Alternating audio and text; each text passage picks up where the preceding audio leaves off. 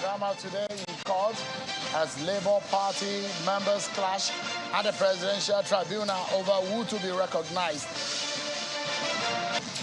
And the PDP presidential candidate and former Vice President Atiku Abubakar has questioned U.S. Secretary of State Antony Blinken for a phone call to Bola Tinubu. Hello, everyone. Welcome to the program. This is Politics Today, live on Channels Television. I'm Sheung Okimbaloye in Abuja. Well, there was a drama in court today. And the drama in the National Assembly also gets us talking. All of these are some of the major talking points tonight on the program. So stick around with me, everyone. But first and foremost, let's let you know the minds of the former Vice President Atiku Abubakar, who has gone onto his Twitter handle to criticize and question the decision of the Secretary of State of the United States, Mr. Antony Blinken, for the telephone conversation with President-elect Bola Tinubu. On his Twitter handle, the former Vice President and the PDP presidential candidate took to Twitter to question why the call would have been made through, especially on the heels of the recent decision of the United States to place a visa ban on some Nigerians who are said to have undermined Nigeria's election. Well, our major conversation tonight was what happened today, earlier, at the appeal court, where the supporters of Mr. Julius Abure and the camp of Mr. Lamidi Apapa clashed today. And there was a situation where Mr. Lamidi Apapa was booed and pushed off from the courtroom. And we are already getting reaction from Mr. Lamidi Apapa. We'll be getting some further reaction to that matter tonight. So stick around with me, everyone, because we need to serve you with your political roundup stories.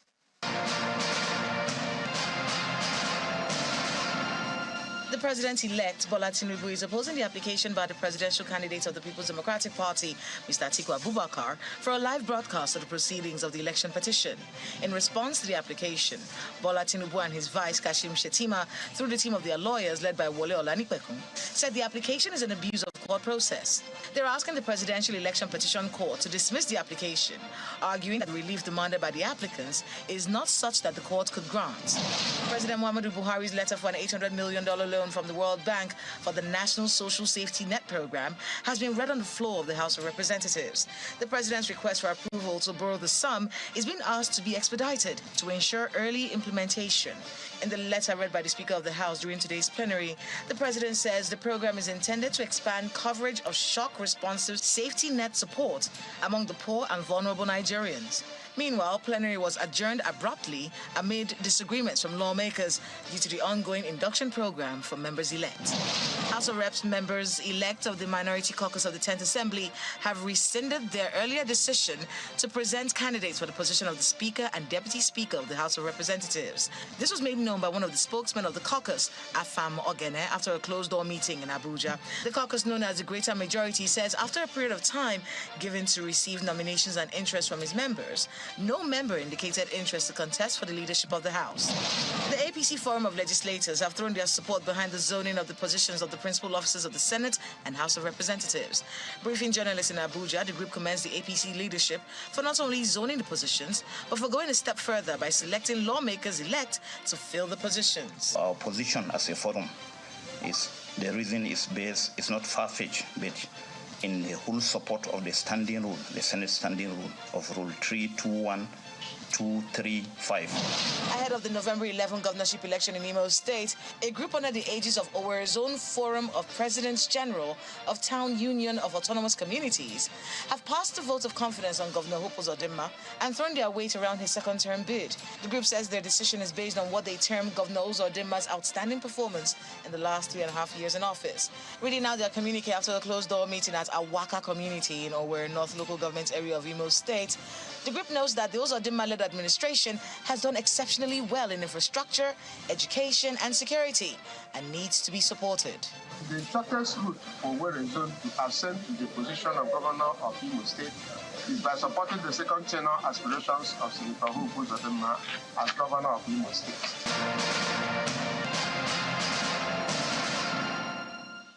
Thank you so much, everyone, for staying with us. Let's begin with what happened today at the appeal court at the resumed hearing of the Presidential Election Petitions Tribunal.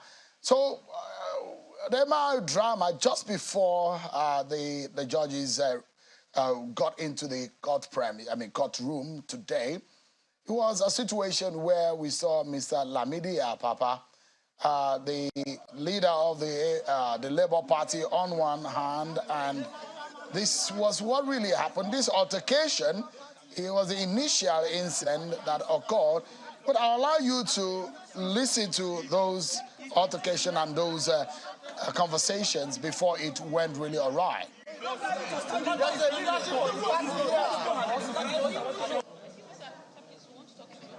Talk to him for what? What's right?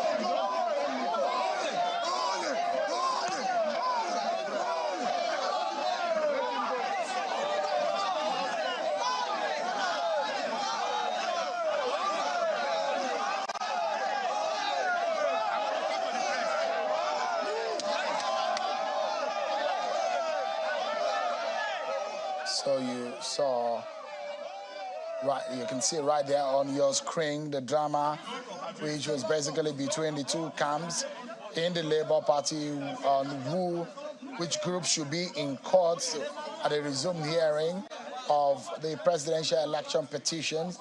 The justices arrived to commence the day's proceeding and also refused to acknowledge the representation of the party aside the presidential candidate of the party, Mr. Peter Obi, who eventually was present in court. The tribunal refused to take an appearance for the Labour Party as the group on Mr. Lamidi Apapa, as well as the national women's leader of the party, Dudu Manogo, tried to make an appearance for Labour Party when the petition was called. Justice Aruna Samani noted that if two persons are making an appearance for the party, they will not be put on record. Mr. Apapa had attempted to occupy the seat reserved for the Abure camp, but was resisted.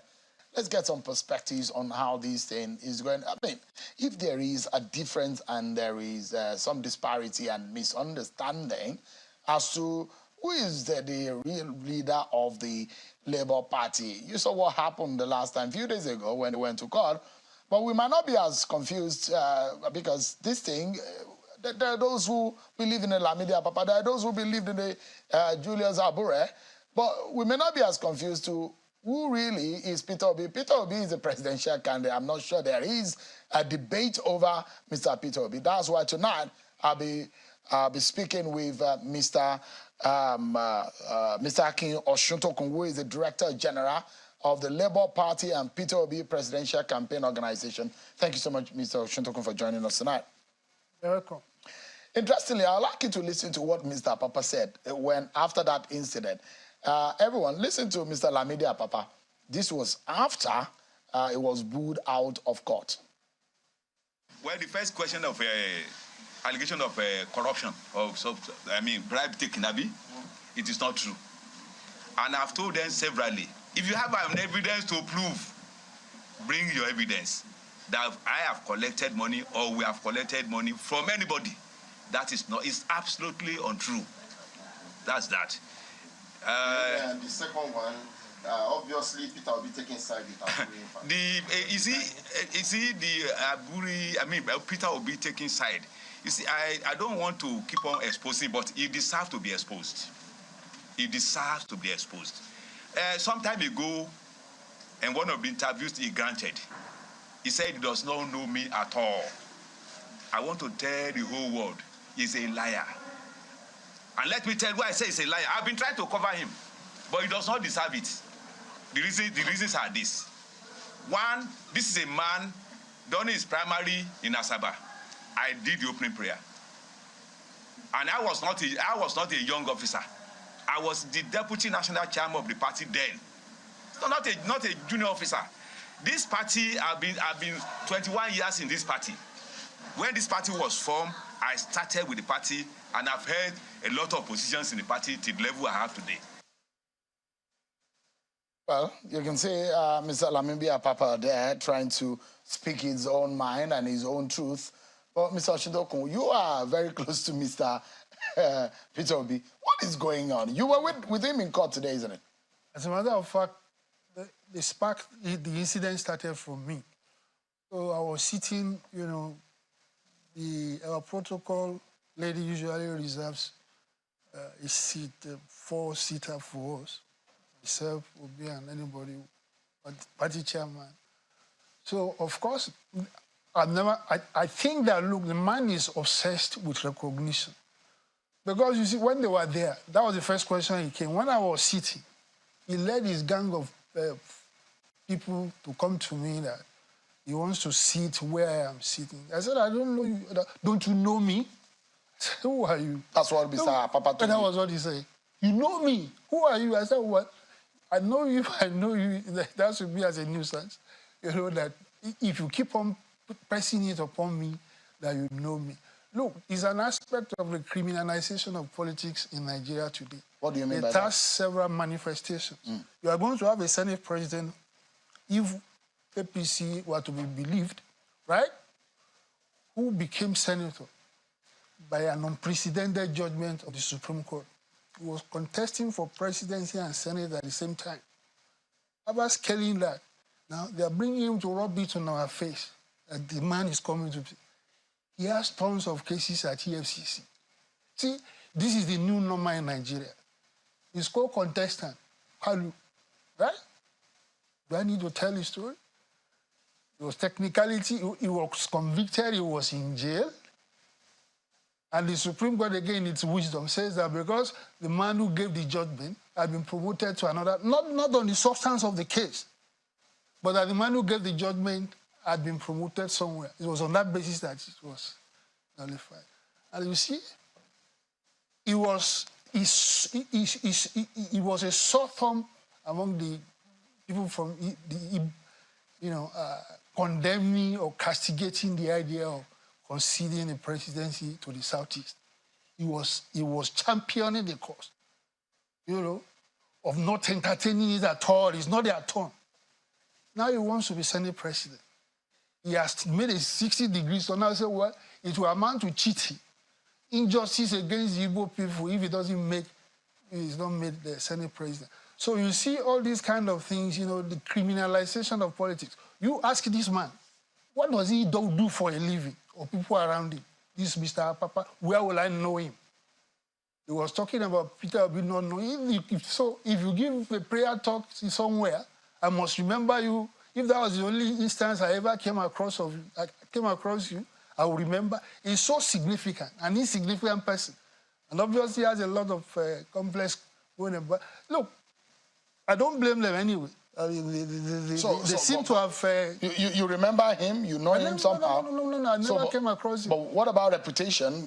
Since this happened, do you know him by reputation of the incident that have happened in the party? You can extrapolate from somebody's behavior.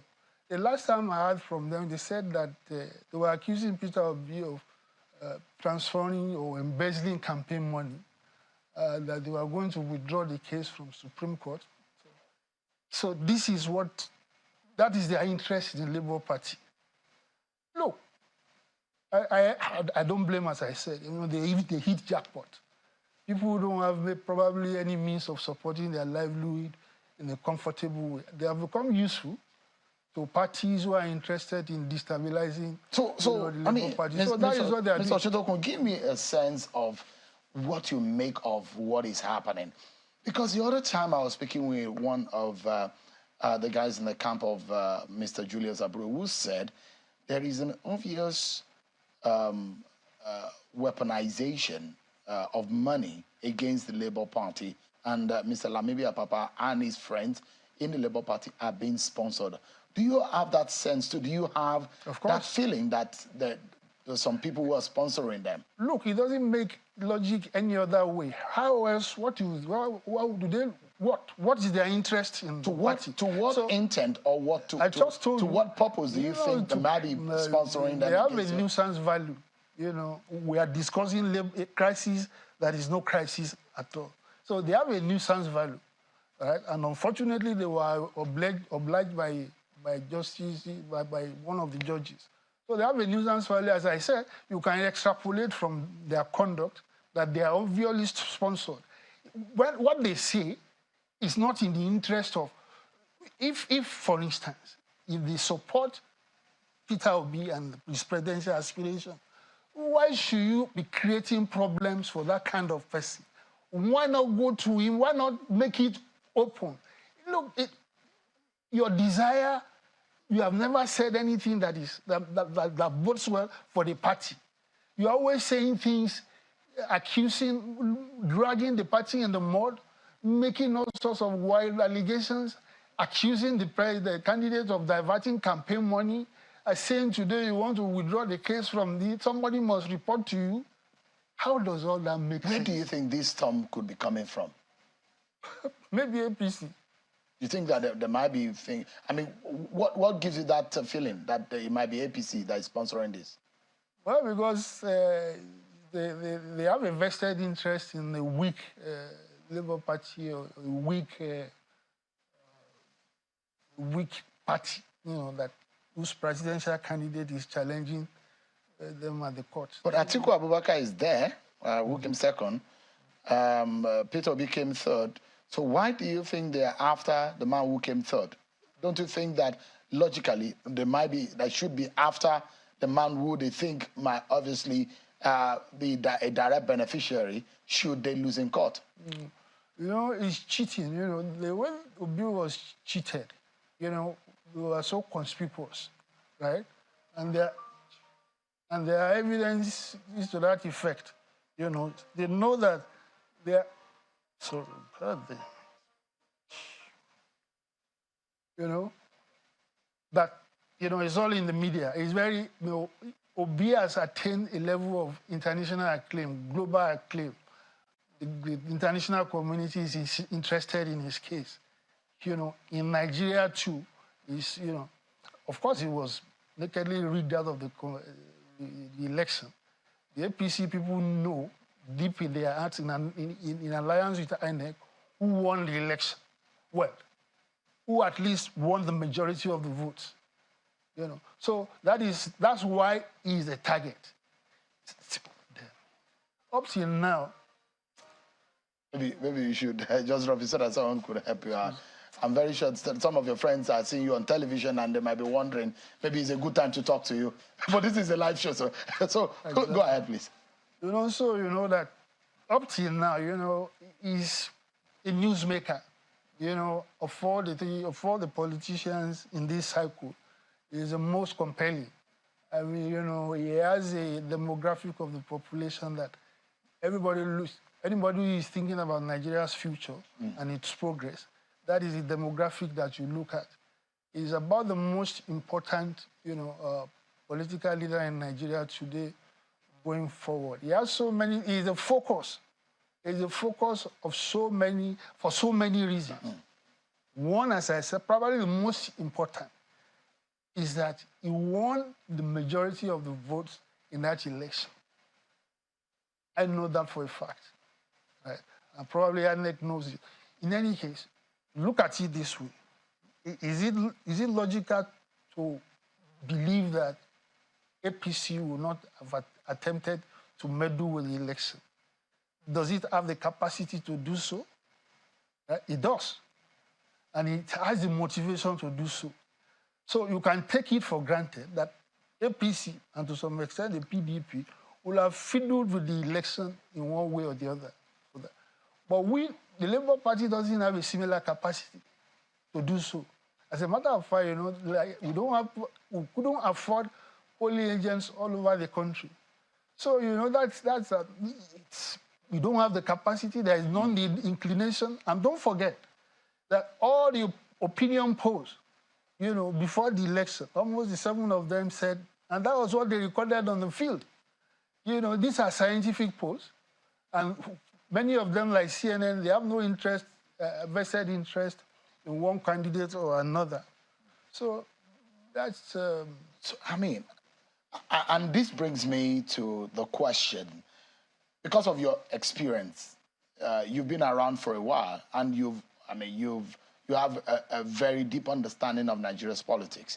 This kind of thing that is happening in your party, there are those who think that this could have been stemmed long time ago, that this shouldn't have been allowed to fester, that maybe the leadership of the party shouldn't have allowed these to get to this point. Do you have that feeling? Not at all. You are giving them the benefit of the doubt, attributing, objective motives to them. No, there is an ulterior motive to what they are. Look at their conduct. The conduct is obstructionist. Anything that subverts the Labour Party and its candidate, you are going to find them there. And these people, they don't have the means of moving around, probably flying all over the place. So somebody must be picking the tabs. But, but again, there's no way. Let me tell you, you can only reconcile with somebody who has invested, good interest. The question is perhaps a bad management, because it's like you have a weed in front of your house. Before you know it, that weed can suffocate the flowers. No, so the question is whether or not this is a storm in a teacup or a real storm. It's perhaps been attributed now for some section in your party that this was a bad management. Should have actually been not at all. Long before now. No. Look, your premise is wrong.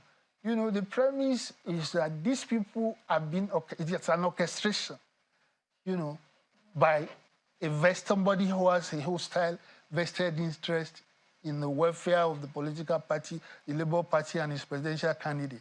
So they are not there. You are assuming that these people, they have to believe or have a good, their interest in Labour Party is beneficial or benign. Not at all. You can only reconcile with somebody who wants the progress of the party, who wants the case, the petition of the presidential candidate at the election tribunal to go forward.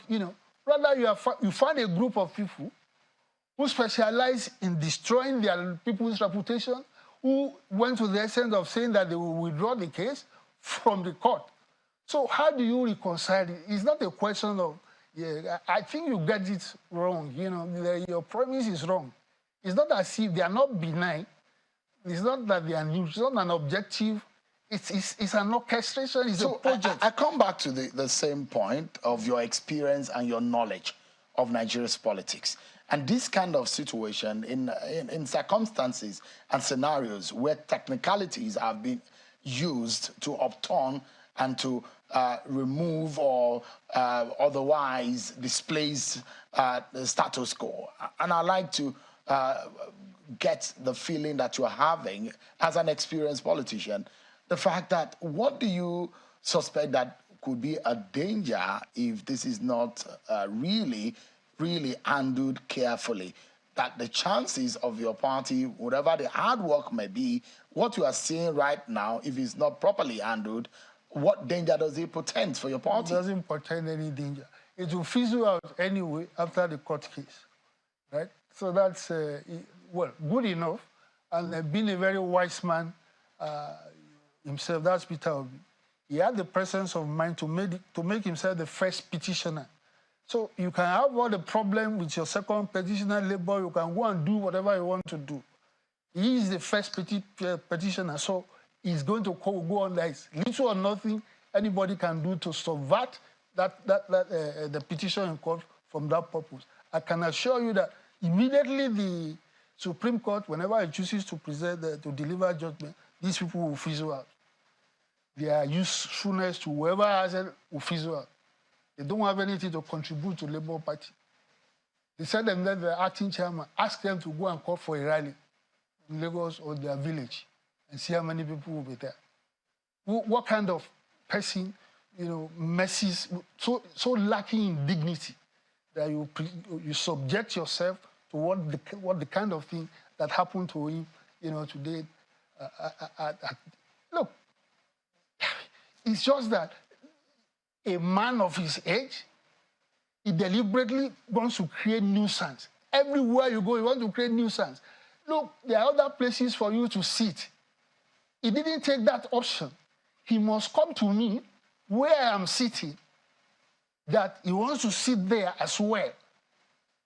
Who does that to himself? What kind of image does this portray of your party? It's not our party. Look, these are not... Look, Labour Party has proven what it is capable of doing, what it stands for, and the real people who are at the engine room of the Labour Party know themselves. Not these people are mercenaries, I'm sorry to say so. They have no consequence at all to the party. They didn't ask them if there was any contribution they made towards the election of either the presidential candidate, governorship candidate, or House of Rep candidate, or down the ballot. Ask any of them what contribution they made. On a final note, let me get your view, Mr. Oshintokun, on the tweet of the former Vice President Atiku Abubakar and the presidential candidate of the PDP. He tweeted today, and this is what he said. He said he's disbelieving. I quote him now. He said, "I'm in disbelief that at Secretary Blinken called Tinubu a contradiction to the publicly stated position of the U.S. on Nigeria's 2023 presidential election." He went further to say, "This is inconceivable, considering that America, as the bastion of democracy, is well briefed on the sham election of February 25. To give legitimacy to the widely acknowledged fraudulent election in Nigeria can be demoralizing to citizens who have hedged their bets on democracy and the sanctity of the ballot." You see, all this, international community, the Western powers, especially America and Britain, they are masters of ambiguity in this kind of situation. The emphasis really is on stability, not the neatness or correctness or propriety of the process. They are always in a hurry, to ensure stability, even if it means compromising with the devil. So this is what the sneaky way they do things. They know what happened. Why did they? So but what about the move by the United States to place a visa restriction on those who they tagged as those who undermined Nigeria's democracy? What about that move? As far as I'm concerned, that's tokenism. What import is that? What would you have thought that the United States or the UK would have done? Well, as at the time the election was being, look, the British High Commissioner, our initial statement was that what had happened with the February 25 presidential election was worth celebrating, right? Nigeria should be happy about. Of course, a month later, she did a U-turn. Started saying what happened was a failure, ended failure, disappointment, and this, and that. Look, there's nothing wrong in saying Nigerians take responsibility for yourself,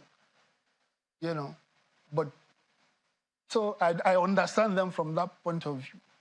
I don't expect much from them, but they have the power to make an problem. But the fact that we are also a sovereign state. That's what I'm saying. So ultimately, we have,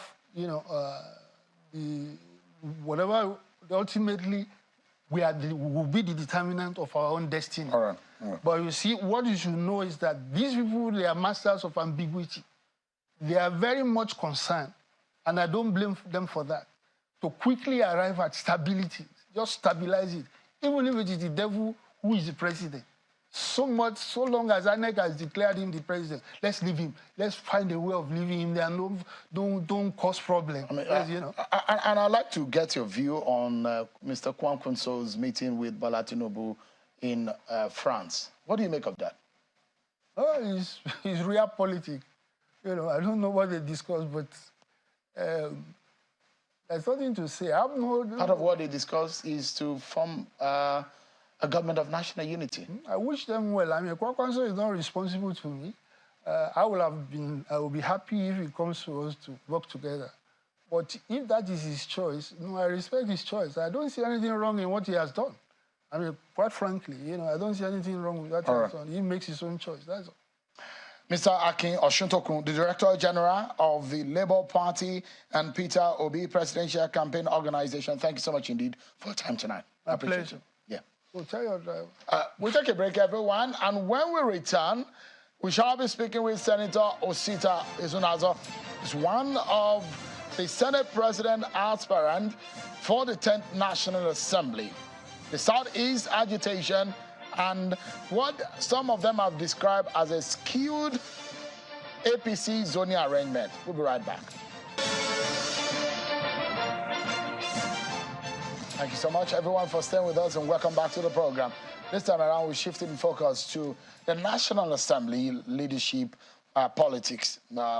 There's been the back and forth and agitation, reactions to the All Progressives Congress, APC's zoning arrangement, which basically says that Godswill Akpabio from the South-South region should be the next Senate president, while Senator Barau Jibrin from Kano in the Northwest would be the deputy Senate president. And from the Northwest, the speaker would come, that is Tajuddin Abbas, and the deputy speaker, Mr. Ben Kalu.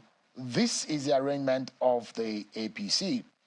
But there's been some reactions and some agitation in some quarters, the North Central, the Southeast, saying, look, this is skewed and this is not properly done. Let's speak tonight with one of the Senate President aspirants, a member of the APC from Imo State, a returning federal lawmaker. He represents Imo State in the National Assembly, a senator-elect of the APC, Senator Osita Ezunazo. Thank you so much indeed for your time tonight. Thank you, Sean, for having me. How do you feel when you first heard the zoning arrangement of your party? Well, I can tell you, honestly, the party have not zoned anything. What do you mean by that? Those are mere speculations. Did you read the letter? That was an official position of the party. No, did you read that press the release? Statement, yes. Very well. Yeah. Second paragraph of it, what did he say? That the NWC is calling for further and better consultation. The NWC is calling for further and better consultation. Then bring the letter up, second paragraph, you see it. Oh, no, go ahead. Yeah, go to the last paragraph before the names were read. He said the zoning arrangement as reported to NWC is as follows. So the party is not claiming ownership of the document. The party made a statement, issue understood by it, because we've had the spokesperson of the party who had come here to speak to the matter, that this is based on an outcome of a consultation with the president-elect and the vice president-elect and some key stakeholders of the party.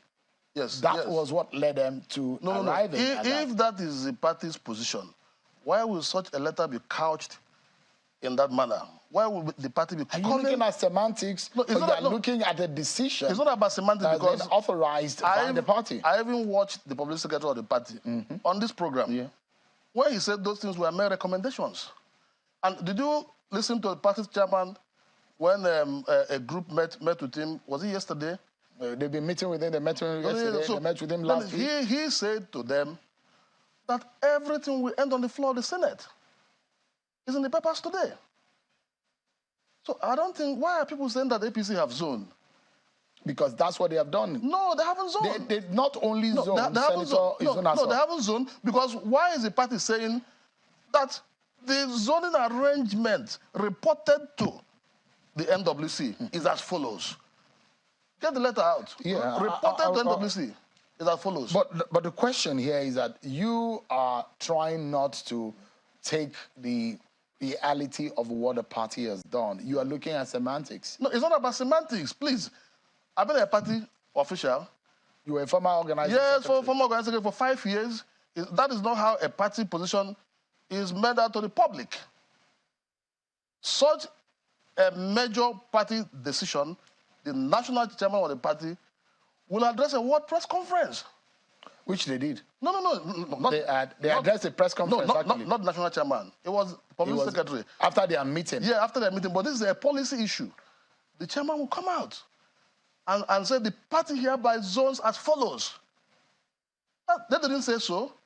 Okay, let me read out for the sake of yeah, please. The said statement that you were talking about. Yes. And this was signed by Mr. Felix Moka. Yes. This was on 27th of April, 2023. APC has yet to zone 10th National Assembly leadership. The attention of the APC has been drawn to versions of... oh, well, this is the old one. There is the one... This was the one... that they use in debunking the allegation. But this is the actual press statement that was read. I don't know if we can play the sound bite. I mean, it's even better heard than read. No. It's more authentic when it's... No, it all depends whether he is saying... He read it out. Okay. He read it out. Okay, fine. Let's listen to what he said. We're going to get it ready, just as the producers put it together. Yes. It's better heard than read, yes. So we're going to get it to you. But what do you think, or how do you think the party should have gone if you don't believe what has been going on? Because the party has stood by what they said. But you said because you've been a party official, you don't think that the party has made that. No. Yeah. No. It does look as it still. Let me explain to you, Sean. I've been a party person. Yeah.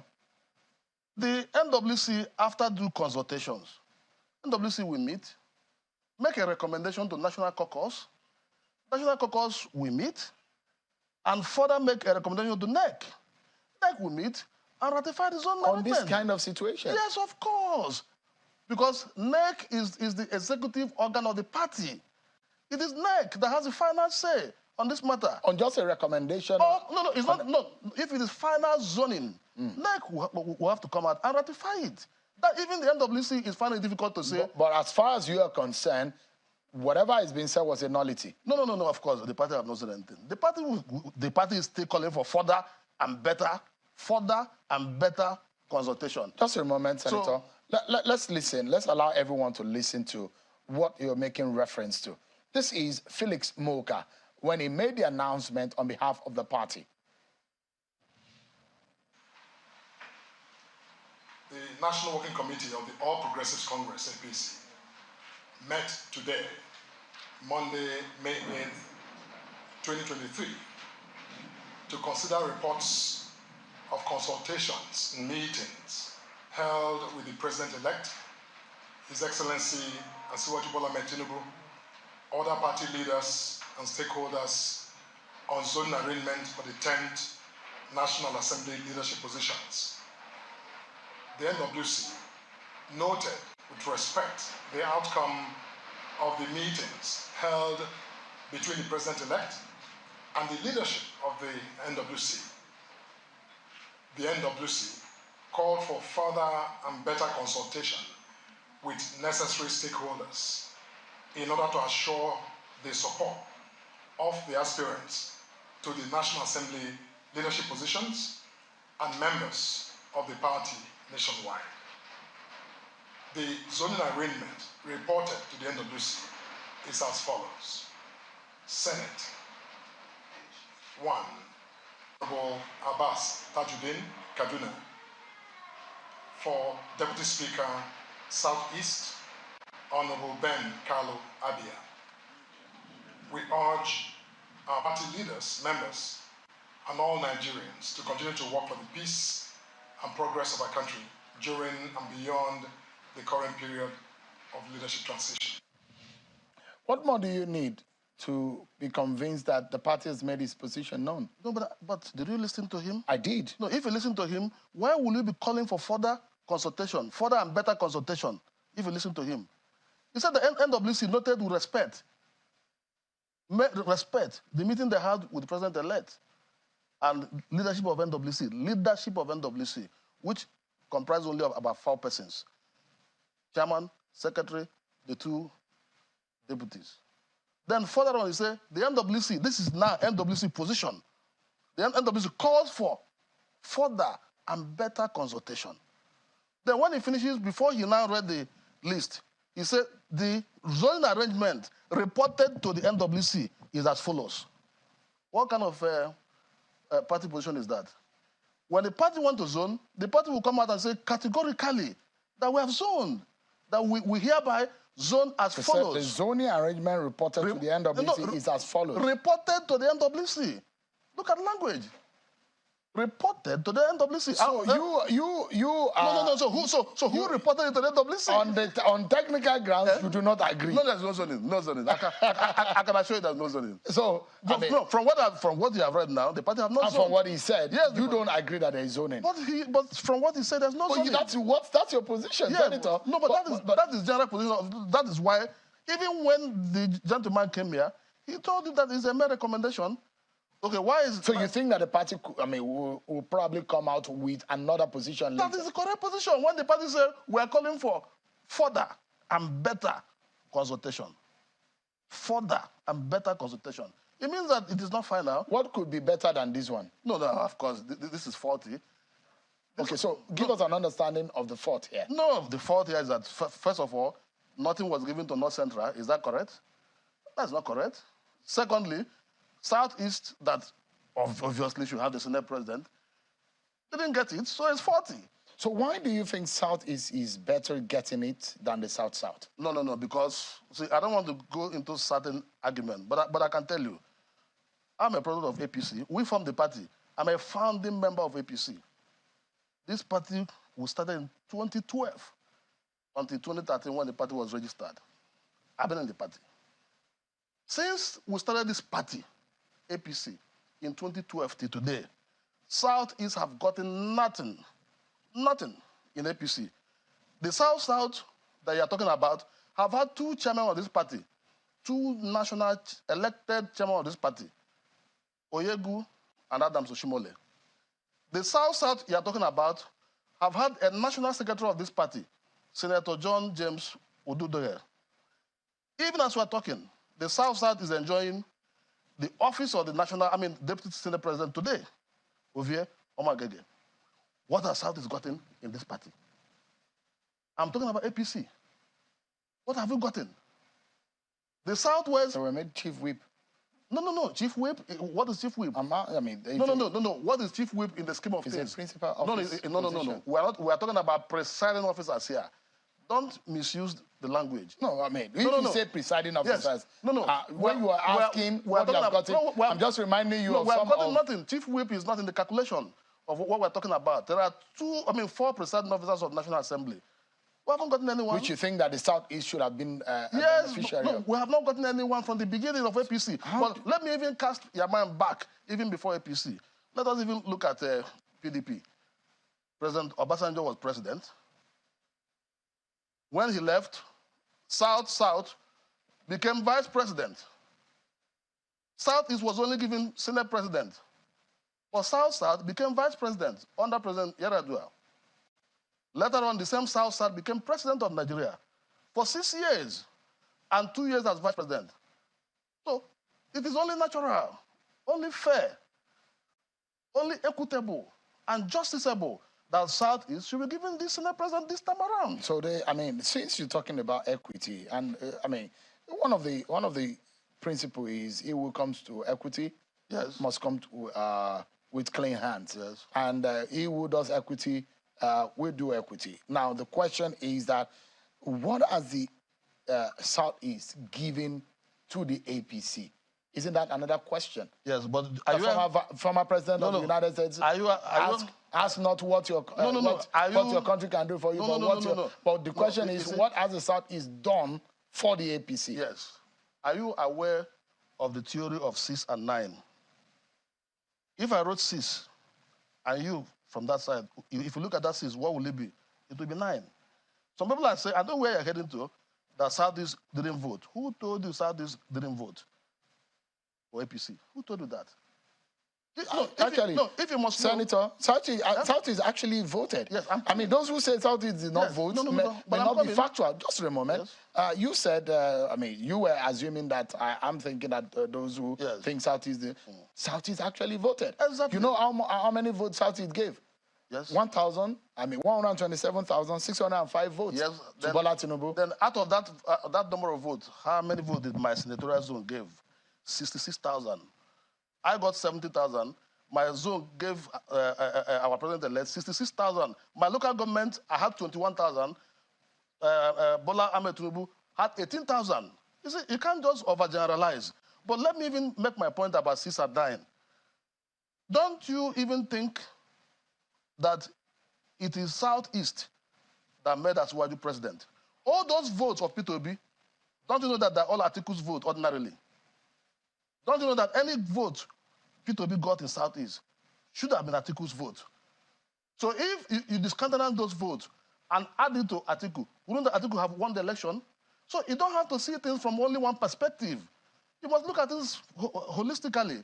So Southeast played a very significant and important role in making Bola Ahmed Tinubu our president. And let me tell you, that is not even how to make an argument. I listen to some people who come to the studio here and be making all manner of argument. In 1999, what happened? Did the Southwest vote for Obasanjo? The answer is no. They didn't vote for him. They voted for Olufalaye. They didn't vote for Obasanjo. What did Obasanjo do? Immediately he became president. He brought in Southwest back to the system. He gave Bola Ige Minister of Justice. He gave Shegu Agagu power. He gave Jibril Martins Kuye finance. He gave even Dube Adelaja defense. There's one other guy he gave communication. One guy from Oyo State, if I'm not mistaken, Haruna Elewi. He gave him communication. He gave Yomi Edu special duties that had about 17 parastatals and prepared the Southwest to the center. That was why in 2023, he won 5 states of Southwest and lost only Lagos. 2003. So 2003. Let me ask you, since you are a very strong party man, considering your antecedent in the APC, what do you say, or what do you think, or what are you implying as a further and better consultation? What do you mean by that? Further and better consultation is for APC to adopt 1999 formula. And which is? Which is Senate President to the Southeast, Speaker to the Northwest, Deputy Senate President, North Central. It worked. But if they don't want to adopt it, fine. They can make amends. But we are saying that Southeast deserves to be Senate President at this particular point in time. And there are several reasons why somebody should make such argument. I don't want people who make weak arguments. I watched somebody on television one time saying, Southeast have had 5 Senate Presidents, for Christ's sake. 5 Senate Presidents, what does that mean? The same time you are talking about Southwest had president. Thereafter, South-South had vice president and who later became president. And you're telling me here that we have had Senate president? You're talking of Steve like someone who is being marginalized. Yes, of course. Don't you know that? But I don't even want to go in that direction. You feel marginalized? Yes, everybody knows that. That I should feel marginalized. Why? Because this is what is supposed to come to Southeast. But even then, within the people who are contesting for this position, who has been in this party far more than the rest? Am I not the one who is a founding member of this party? We started this party in 2012, like I told you, and the party was registered in July 2013 on 4 cardinal points of equity, justice, fairness, and peace. The party was registered. So the point I'm making is, even within those who are contesting, who has been in this, who knows the party more than me? Senator. Who has my antecedents? Let me ask you, so why, if you disagree with the position of the party as being ruled out, why then did the party come out with specific names? No, that is even wrong. The party ought not to have come out with specific names. That's why I'm telling you that the party, that document is not fine now. The party knows better. And I can tell you that Asiwaju knows better. Asuwaju is a consummate politician.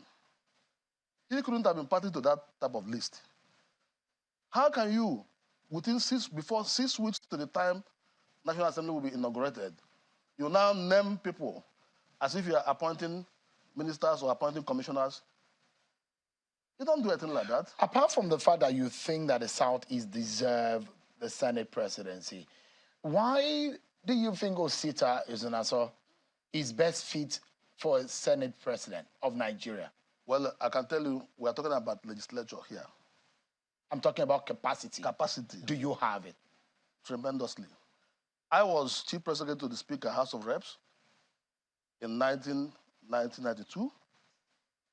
That's House of Reps. I was chief secretary to the Senate President in 1999. I was elected to the House of Reps, elected to the Senate, and re-elected to the Senate. So who has my credentials? You have talked about your work history. Yes. I'm talking about capacity. There are two different things. Who has my credentials? No, you are talking about work history. You have to start from credential first. Because when you apply for there are people in this country when you apply for jobs, at the age of 27 they were a member of cabinet. When you apply for it wasn't about age or history. We're talking about capacity to be able to deliver the job. When you apply for job, they ask you why should you be the Senate president? That's why I should be the Senate president is because I think I have the capacity to manage the Senate. Because what the Senate requires now. What does it take to lead the Senate? Yeah, what it needs to lead the Senate is somebody who understands the dynamism of politics of National Assembly. It is a different ball game. It's a lawmaking body. It's a lawmaking body. Why won't you allow me to explain? No, because it's a different if you're betraying of my question, I will try to be able to guide you to what exactly my question is. I'm talking about your capacity. I'm talking about the office of the Senate President. It's a lawmaking organization. If you are going to lead a lawmaking organization, I'm asking, what do you have to show Nigerians that Osita Ezenaso is the best man for the job? Have you finished with your question? Yeah, I've asked you the question. Now, let me answer you. I've told you about my antecedents in the legislative arm of government. Now, I have the capacity because it's not about somebody claiming that you want to lead the Senate. I have worked in the Senate. I know all the rudiments of legislative activities. In and out, I know it. So if we are talking about executive positions, I can consider those people. But if you are talking about legislature, they should consider me because I know it. And I can tell you that what the Senate requires now is rebranding. We need to rebrand. And there's your friend, Ojius Okalu, also there. That's another man. No, yes, of course. You think you are better than him? I said I'm better than all the people who are contesting now. Because we are talking about legislature. If you don't get it, what should happen? Well, if I don't get it, am I going to kill myself if I didn't get it? What would you do? What I would do is to remain in the Senate. I'm already elected. All right. To work for my people. And I will remain there. Is your governor working with you? Of course, he's working with me, 100%. He's supporting you? Yes, of course. Why have you spoken to Bola Tinubu about this? Well, yes, we have. Am I supposed to tell you what we discussed? Because I saw some people that came out and said they spoke with Mr. President-elect and he told them to do this. If you have a discussion with President-elect, why do you make it a public discussion? Senator Ezenaso, I wish you the very best. Thank you very much. Thank you so much indeed for coming tonight. Thank you. But that's our show for tonight, everyone. Many thanks for watching. I'm Sean Okimbaloye. I'll see you tomorrow at 7 p.m. God bless Nigeria.